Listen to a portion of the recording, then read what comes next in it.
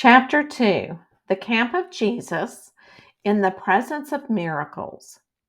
As we approached the camp, a man named Matthew greeted us and helped move the cart. He was friendly and showed us where to sit. Jesus came over to welcome us, and I handed him the wine. He bowed and thanked us for our generosity. We waited a few minutes as Jesus ensured everyone who wanted to be there had arrived. I recognized several women from the market.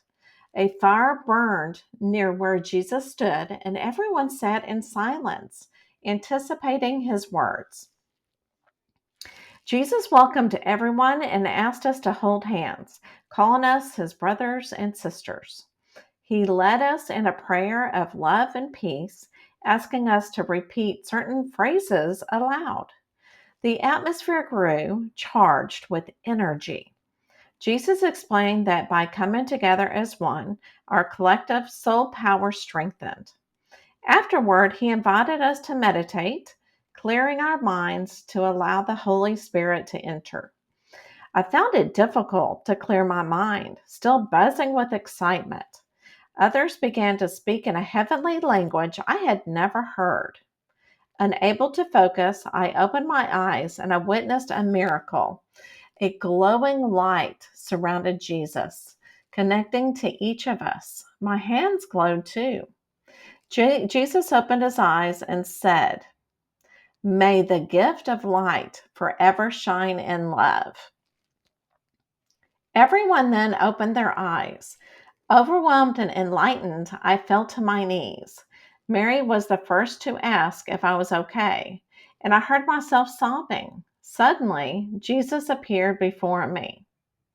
"My sister, please stand," he said. Summoning all my strength, I stood. Jesus placed his hand over my heart and said, "May you learn what your heart, your soul, is trying to tell you. May you embrace and love who you truly are." I felt that so much peace and energy flow through me that I could not speak.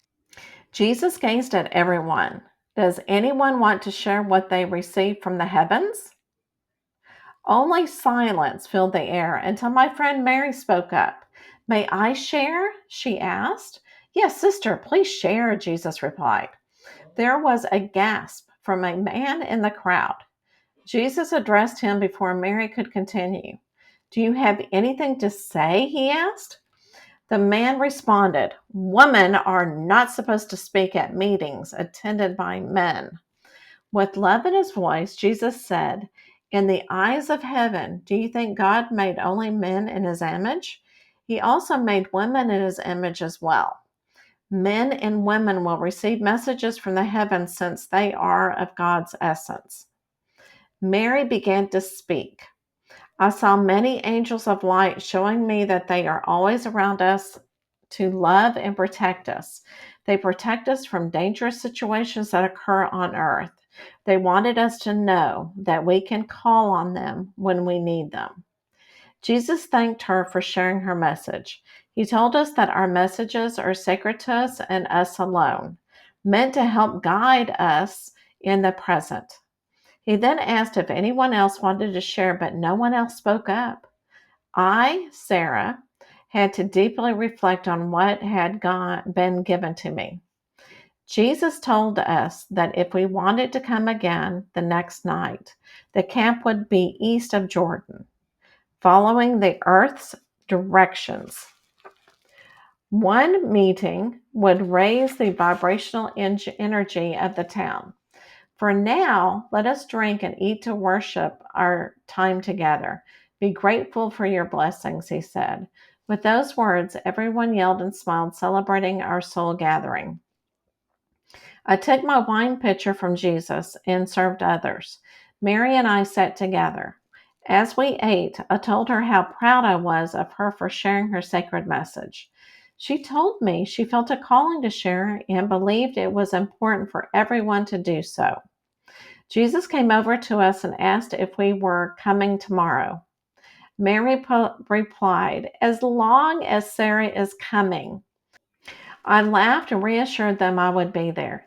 Jesus sat down and asked us about our families. Mary came from a traditional family and expressed her fear that they might not approve of her attending the camp meetings. Jesus told her to speak the truth lovingly and offered to speak to them on her behalf. Then Jesus turned his attention to me. I explained that I was alone, my father having died a few years ago, and that Mary and her mother helped provide food for me. Jesus replied that the Lord was good and provided what we needed, but we had to ask. He told us that Matthew and Thomas would help us with the cart and walk us home. He acknowledged that while God made us equals, our earthly brothers often did not see it that way. Reflections on Chapter 2. Number 1. How does the gathering around the campfire with Jesus reflect the themes of unity and collective spiritual strength?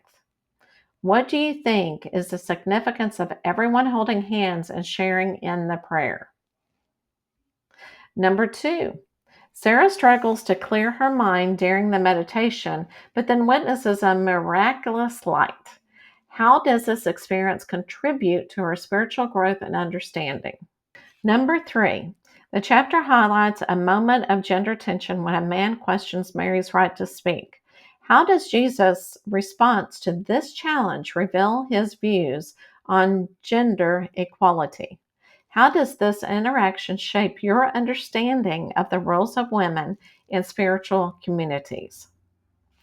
Number 4. Mary shares a vision of angels protecting humanity. How does this vision relate to the broader themes of divine guidance and protection in the memoir? Number 5. When Jesus places his hand over Sarah's heart and speaks to her about embracing who she truly is, it becomes a pivotal moment for her. What do you think this moment signifies for Sarah's personal journey and future decisions? Number 6, Jesus emphasizes that the messages received from the heavens are sacred and personal. Why do you think he encourages the sharing of these messages in a communal setting? What might be the purpose of this shared spiritual experience? Number 7, consider the symbolic significance of the glowing light that connects Jesus to everyone at the gathering. How does this imagery contribute to the chapter's message about the interconnectedness of all beings?